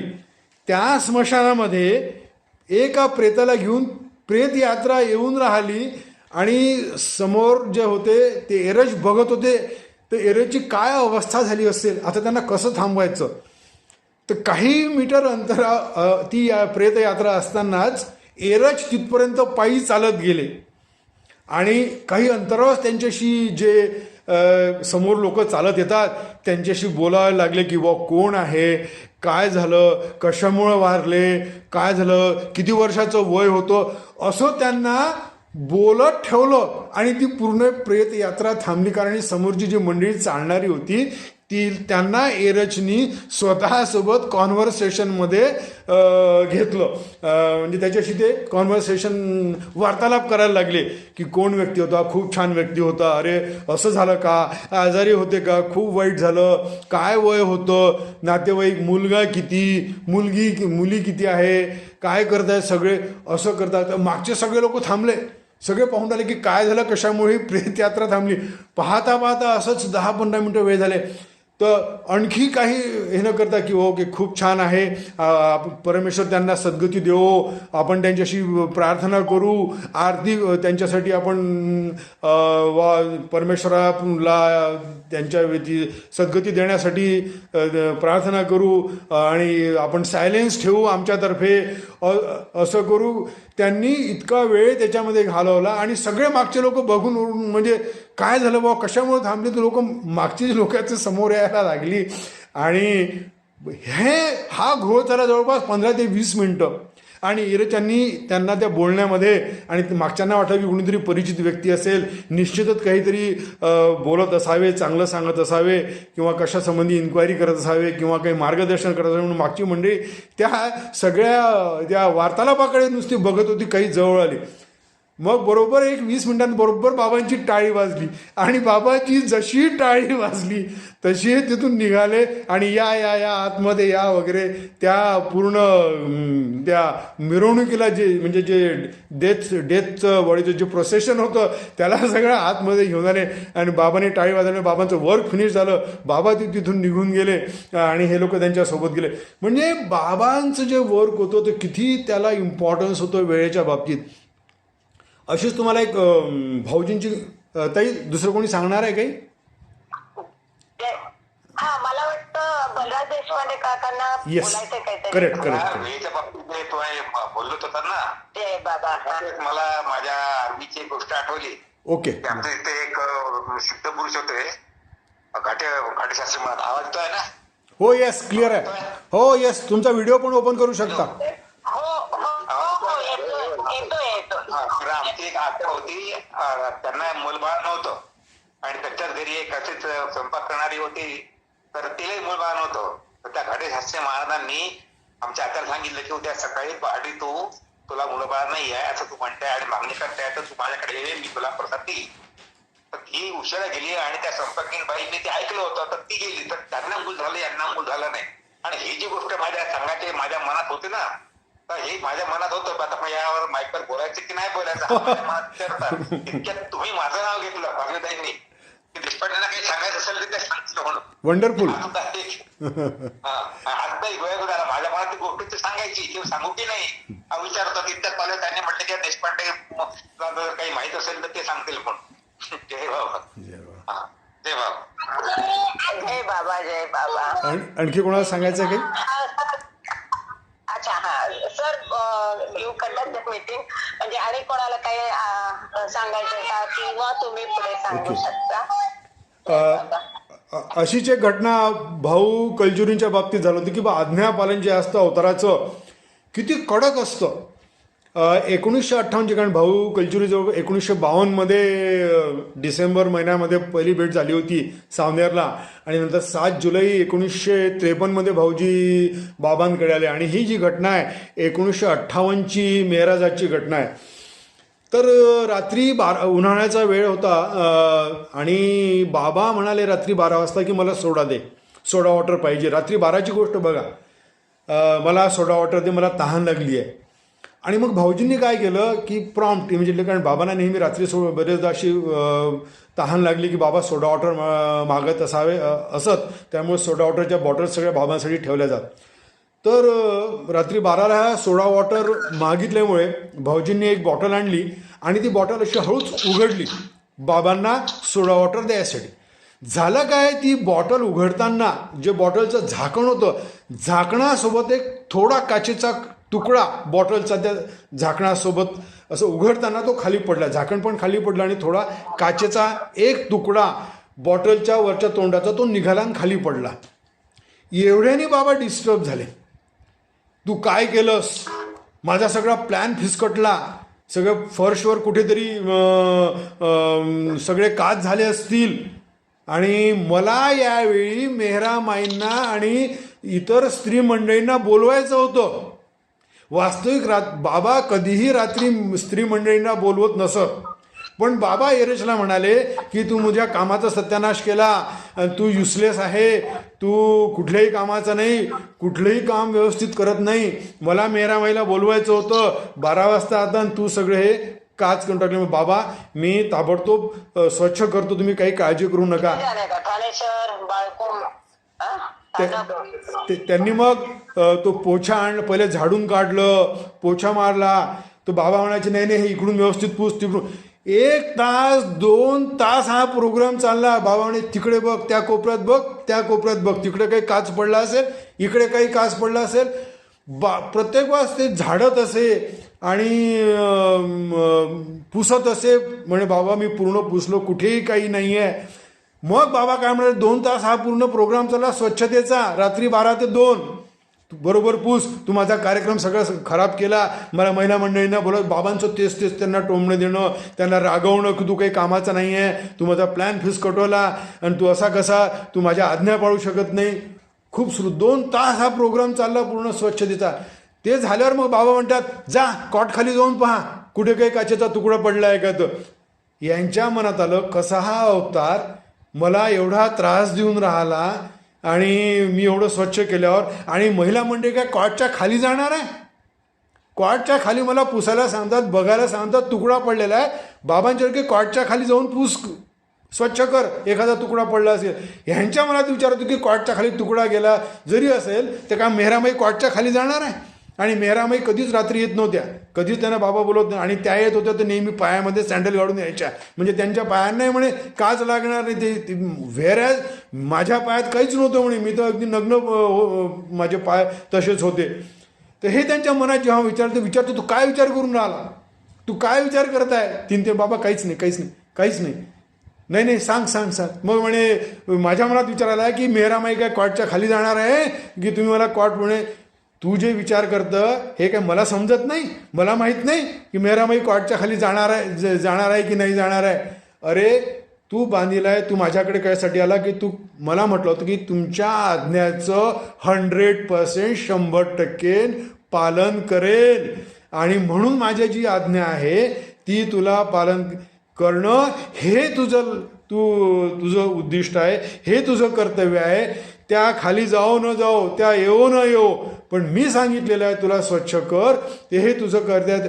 म्हणजे बाबांनी जे ओबिडियन्स जे आहे हे इम्बाईब करण्याकरता, म्हणजे ते त्यांच्यावर इतकं ठसवण्यासाठी हा जो प्रसंग त्यांच्यावर आणला होता. आणि मग 12 ते 3 पर्यंत, रात्री 3 पर्यंत स्वतः अवतार जागा होता कॉटवर बसून. बघा, म्हणजे अवतार जेव्हा आपल्या प्रेमीला तयार करतो, त्याच्यामध्ये ती जी आहे ती ज्याला काय म्हणतो की आपण पात्रता आणण्यासाठी, स्वतःच्या प्रेमीला त्याच्यामध्ये पात्रता आणण्यासाठी, त्याच्यामध्ये आध्यात्मिक उन्नतीची पात्रता आणण्यासाठी त्याच्यावर जे कार्य करतो, त्याच्यावर जे वर्क करतो. म्हणजे बाबा किती सफरिंग्स घेतात रात्री 12 ते 3. अवतार मेहर बाबा हे शिकवण्यासाठी, हे सांगण्यासाठी, आज्ञापालनाची अनुभूती देण्यासाठी स्वतः रात्री 12 ते 3 वाजेपर्यंत जागले कॉटवर बसून. आणि भाऊला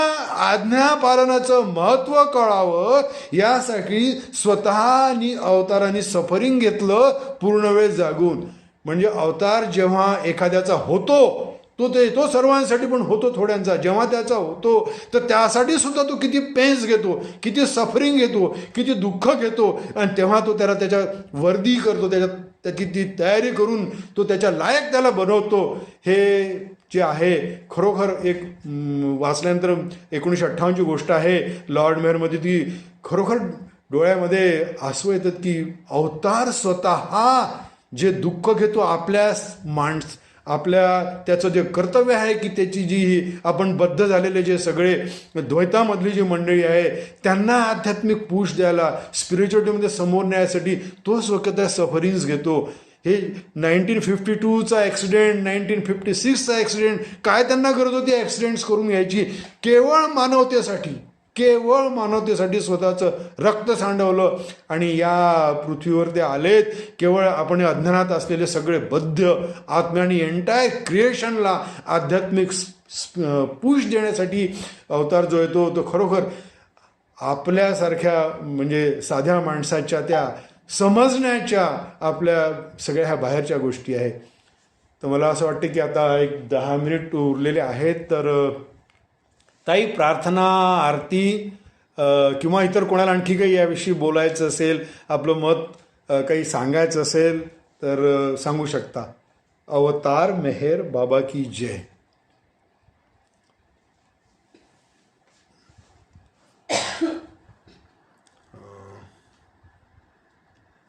हॅलो, ओम ठावरे. ओम, हॅलो ओम. हां, मला वाटते ओमला प्रार्थना दिली आहे, बरोबर? हां, तर मग मला असं वाटते जर कोणाला कुठलं या विषयावर जर काही स्वतःचं म्हणजे बोलायचं असेल तर आपण 1-2 मिनिटं वेळ देऊ शकतो. कथाळे काका काही सांगू शकतात का? आपल्याकडे एक 9 मिनिटं आहे. कठाळे काका आहेत, मोगळे काका आहेत. ट्रान्सम्युटेशन आणि ट्रान्सफॉर्मेशन मधला फरक सांगू शकाल का? ट्रान्सम्युटेशन आणि ट्रान्सफॉर्मेशन.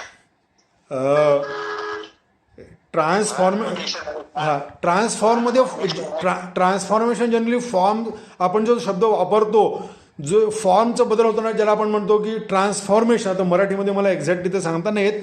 ट्रान्सफॉर्म होणे म्हणजे ज्याला आपण म्हणतो की एक फॉर्मपासून दुसऱ्या फॉर्ममध्ये बदल होणे. आणि ट्रान्सम्युटेशन म्हणजे बेसिक त्याच्यामध्ये बदल घडवला जातो. जर आपण जसं म्युटेशन म्हटलं, इंग्लिशमध्ये एक म्युटेशन शब्द आहे की जो या बायोलॉजीमध्ये किंवा मेडिकल फील्डमध्ये होतं. म्युटेशनमध्ये त्याच्या ते जीन्समध्येच तो चेंज होतो, म्यूट होतो. म्हणजे तिथे तो बेसिक तुमच्या जीन्समध्ये म्हणा किंवा याच्या जे हे असतात त्याच्यामध्ये तो म्हणजे अगदी मूलतः तो चेंज केला जातो. जसं आपल्याकडे हे कोविड आलं आणि कोविडमध्ये म्युटेशन झालं म्हणजे चेंज झाला आणि ते दुसरं त्याचा फॉर्म तयार झाला. असं त्याच्यामध्ये जे मूलतः त्याच्या जीन्समध्ये जो बदल केला जातो तर त्याला आपण जनरली म्युटेशन शब्द होतो. बहुतेक बाबांना कदाचित एक्झॅक्टली बाबांना काय म्हणायचं, पण मला असं वाटतं माझ्या समाजाकडून. बरोबर आहे तो मला माहित होतं, पण म्हटलं बाकीच्यांसाठी जरा क्लिअर ओके व्हावं ओके म्हणून. ओके. नाही देशपांडे भाऊ, तुम्ही एकदा क्लिअर करा ना, Yes. ट्रान्सम्युटेशन आणि ट्रान्सफॉर्मेशन. तुम्ही पण सांगा, काही प्रॉब्लेम नाही, सांगा करेक्ट. हा. मध्ये भाग तोच असतो, परंतु त्याच्यात वागणुकीत थोडा बदल जसा आता जसा आपला कोविडचा भय आहे, तर कोविडच्या ट्रान्सम्युटेशन होऊन त्याचा आता मायक्रोन काम झालेला आहे ना, भाग तोच आहे. येस. परंतु त्याला रेजिस्टन्स पॉवर, त्या औषधाचा रेजिस्टन्स पॉवर तो मटाळू शकतो, जसा टीबीचा आहे. टीबी मध्ये जे येतात ना, तर त्यामुळे त्याला तो ट्रान्सफर म्हणून त्याची ती त्याला त्या प्रतिकारशक्ती निर्माण होते, त्याला ट्रान्सम्युटेशन म्हणतात. औषधाला तर एखाद्या जंतूला जर औषधाचा परिणाम त्याला तो टाळता येतो, ते ट्रान्सम्युटेशन असतं त्यावेळेस. ठीक आहे, मला काही अजून क्लिअर करायचं आहे. एक गोष्ट आहे ह्या बाबतीत जय बाबा, आणि मला ते फार आवडली. सायरस खांबाटांनी त्यांच्या लेक्चर मध्ये सांगितली होती, जेव्हा पहिला दौर सुरू झाला होता आणि सगळे भयभीत होते, ते म्हणे डरणे का क्यों, जर बाबा सर्वत्र आहे आणि सगळ्यामध्ये आहे आणि सर्वत्र आहे, त्यांच्याशिवाय काही नाही, जे आहे ते तेच आहे. म्हणजे जर हा कोरोना विषाणू असेल म्हणजे जीव आहे, तर मग त्यामध्ये पण बाबा आहे. तो कोरोना में भी बाबा है, तो डरने का क्यों. मला ती गोष्ट फार आवडली. म्हणजे आता तुम्ही ते ओमायक्रॉन आणि कोरोनाचा विषय काढला म्हणून मला सांगावीशी वाटली की ही उपयोगी पण पडते. हो,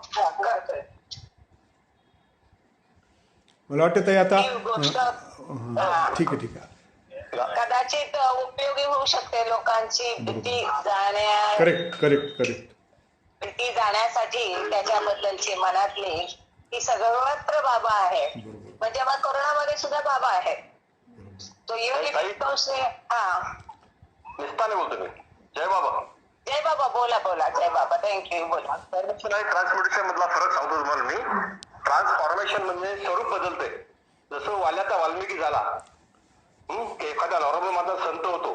ट्रान्सम्युटेशन म्हणजे व्हायरसचा बॅक्टेरिया होत नाही, त्याचे व्हायरसचे गुणधर्म तसेच राहतात, फक्त त्याचे जे हे आहे चेंज होतात थोडीशी ऍक्टिव्हिटीज. बाकी तो व्हायरसचा बॅक्टेरिया होत नाही, त्या पॅरासाइट दुसरा कुठला होत नाही. तिथे स्वरूप बदलते, तिथे स्वरूप न बदलता मूळ रूप ते कायम ठेवून फक्त त्याचे जे गुण आहेत त्याच्यामध्ये परिवर्तन होतं. करेक्ट करेक्ट एवढंच सांगायचं मला. Correct correct. सुंदर, अगदी परफेक्ट. Correct. सांगितलं. Correct correct. जय बाबा. तुम्ही अजून पण एलॅबोरेट करू शकता की परिवर्तन म्हणजे ट्रान्सफॉर्मेशन, बरोबर ना? ट्रान्सफॉर्मेशन म्हणजे आमूलाग्र परिवर्तन त्याच्यातून पूर्ण.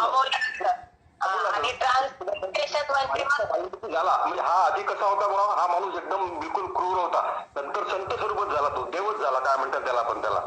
आणि इथे कसं होतं, फक्त त्याच्या काही क्वालिटीज जे असतात व्हायरसचे अनेक त्याचे फॅसेट्स आहेत त्याच्या वर्किंगचे, पण त्यातले काही ग्रुप काहीच फक्त तो डीएनए मध्ये परिवर्तन होऊन अग्रेसिव्ह होतो, किंवा कधी कधी म्युटेशन मध्ये त्याचा परिणाम जो असतो, त्याची रोगक्रियात्मक जे शक्ती असते ती कमी पण होऊ शकते, जास्ती पण होऊ शकते, पण व्हायरसचा बॅक्टेरिया होत नाही किंवा प्रोटोझोआ होत नाही. तो बेसिक तो व्हायरसच राहणार. इथे आमूलाग्र बदल होतो. हाच म्हणत होतो. ठीक आहे. जय बाबा. जय बाबा. मला वाटते ओमला आता हॅलो ओम. जय बाबा सर. ओम प्रेयर म्हणायला सुरुवात करावी. हो सर, ठीक आहे ना. ओके. अवतार मेहर बाबा की जय. हे परवरदिगार, सर्वांचे पालन करणारा व रक्षण करणारा, तू अनादि व अनंत आहेस. तू अद्वैत व अतुलनातीत आहेस. तुझ्या थांग कोणालाही लागू शकत नाही. तुझ्या ठाई रंग नाही, अभिव्यक्ती नाही, रूप नाही, तसेच गुणही पण नाहीत. तू अमर्याद आणि अगाध आहेस. तर्क व कल्पना या पलीकडे आहेस. तू सनातन व अविनाशी आहेस. तू अविभाज्य आहेस. दिव्य दृष्टीशिवाय तुला कोणीही पाहू शकणार नाही. तू सतत होतास, तू सतत आहेस व सतत राहशीलही. तू सर्व ठिकाणी आहेस, सर्वात आहेस आणि सर्व ठिकाणांच्या तसेच सर्वांच्या पलीकडेही आहेस. तू आकाश मंडळात आहेस व पाताळात आहेस. तू व्यक्त आणि अव्यक्तही आहेस आणि सर्व भूमिकांवर तसेच सर्व भूमिकांच्या पलीकडेही आहेस.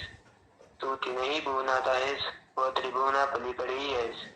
तू अगोचर असून स्वतंत्र आहेस. तू विश्वकर्ता व देवेश्वर आहेस. तू सर्व मनांचा व हृदयांचा ज्ञाता आहेस. तू सर्व शक्तिमान व सर्वव्यापी आहेस. तू अनंत ज्ञान, अपरिमित शक्ती व असीम आनंद आहेस. तू ज्ञान सिंधू आहेस. सर्वज्ञ व अनंत ज्ञानी आहेस. भूत, वर्तमान व भविष्य यांच्या तू ज्ञासा असून स्वयंमेव ज्ञानच आहेस. तू दयेचा सागर असून सदैव कल्याणकारी आहेस. अनंत गुणांनी नटलेला तू आत्म्यांचा आत्मा आहेस. सत्य, ज्ञान व आनंद यांची त्रयी तू आहेस. तू सत्याचा उगम असून प्रेमाचा सागर आहेस. तू आदिपुरुष असून श्रेष्ठाहून श्रेष्ठ आहेस. तू प्रभू व परमेश्वर आहेस. तू परमदेव असून परात्पर परमात्मा आहेस. तू परब्रह्म आहेस. तू अल्लाह, इलाही, यजदान, आहुर्मज व प्रियतम परमेश्वर आहेस. तुला पूजात्य किंवा एकमेव पूजनीय असे म्हणतात.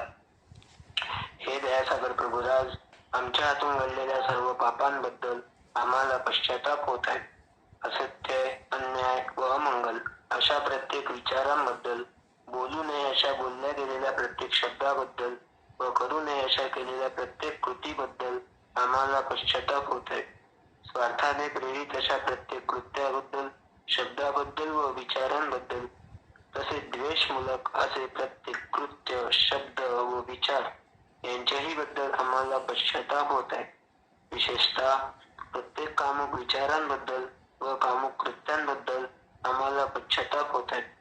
तसेच खोटेपणांबद्दल, सर्व प्रकारच्या ढोंगांबद्दल आणि देऊनही पूर्ण न करू शकलेल्या प्रत्येक वचनांबद्दल, लोकांच्या अनुपस्थितीत त्यांची निंदा करण्याबद्दल व त्यांचे दोष दाखविण्याबद्दल आम्हाला पश्चाताप होत आहे. आणि विशेष करून दुसऱ्यांची हानी करणाऱ्या प्रत्येक कृत्यांबद्दल, दुसऱ्यांना दुःख देणाऱ्या प्रत्येक शब्दाबद्दल आणि कृतीबद्दल आणि दुसऱ्यांना दुःख व्हावे अशा प्रत्येक इच्छेबद्दल आम्हाला पश्चाताप होत आहे. हे प्रभुराज, आमच्यावर अपार दया करून आम्ही केलेल्या सर्व पापांबद्दल आम्हाला क्षमा करा. तसेच तुझ्या इच्छेप्रमाणे विचार करण्याच्या, बोलण्याच्या व वागण्याच्या बाबतीत आमच्या हातून सतत ज्या चुका झाल्या त्यांच्याही बद्दल आम्हाला क्षमा करा. अवतार मेहेर बाबा की जय. हे प्रियतम परमेश्वरा, तुझ्यावर अधिकाधिक प्रेम करण्याकरता आम्हा सर्वांना तू सहाय्य कर. अधिक, आणखी अधिक व त्याहूनही आणखी अधिक प्रेम करण्याकरता, इतके की तुझ्याशी एकरूप होण्यास आम्ही पात्र व्हावे व तुझ्यावरील आमचे प्रेम वृद्धिंगत व्हावे, यासाठी आम्हास तू मदत कर. आणि प्रियतम बाबांचा दामन अगदी अखेरच्या क्षणापर्यंत हाती घट्ट राहावा, यासाठी देखील आम्हास तू सहाय्य कर. अवतार मेहेर बाबा की जय. अवतार मेहेर बाबा की जय. जहाँ कल्पना शब्द ना पहुँचे, ऐसे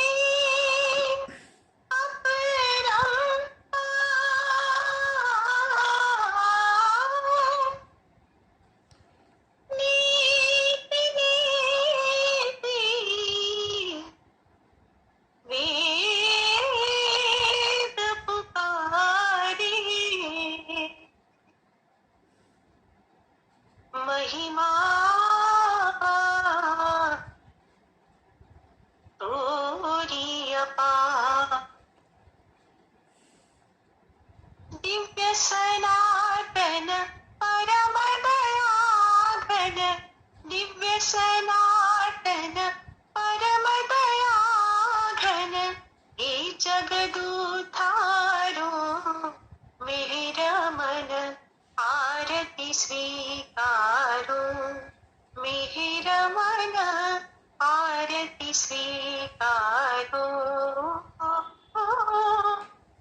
धूप दीप चंदन चर्चाना, भोग लगाना, फूल चढ़ाना, फूल चढ़ाना, फूल चढ़ाना, तुम्हारा ही तुमको लौटाना. काहे बढ़ाई करूं मेरा स्वीकारो मेहर मना आरती स्वीकारो सकल निधि के तुम कारण हो सकल विश्व कारण हारे हो तुम समान नहीं तुम ही हो ईसत अवतारो मेरा मन आरती स्वीकारो मेरा मन आरती स्वीकारो सकल चराचर तुम्हारी माया माया पीता तुम्हारी छाया तुम्हारी छाया तुम्हारी छाया तुम्हारा अंतन कोई आया तुम हो अनंत करो मेरा मन आरती स्वीकारो मेरा मन आरती स्वीकारो अपने को जब जो नहीं जाने महिमा तुम्हारी क्या पहचाने क्या पहचाने क्या पहचाने जो कुछ भी कहते अनजाने गुण गाते तुम्हारो मेरा मन आरती स्वीकारो मेरा मन आरती स्वीकारो सीमा नाही तुम्हारी कृपा को क्या कोई दे सकता प्रभु तुमको भीख तुम्ही दो प्रेमी जनों को नित्य तुम्ही सुमरो मेरा मन आरती स्वीकारो मेरा मन आरती स्वीकारो दिव्य सनातन परम दयाकर दिव्य सनातन परम दयाकर हे जगदूतारो मेरा मन आरती स्वीकारो मेरा मन आरती स्वीकारो मेरा मन आरती स्वीकारो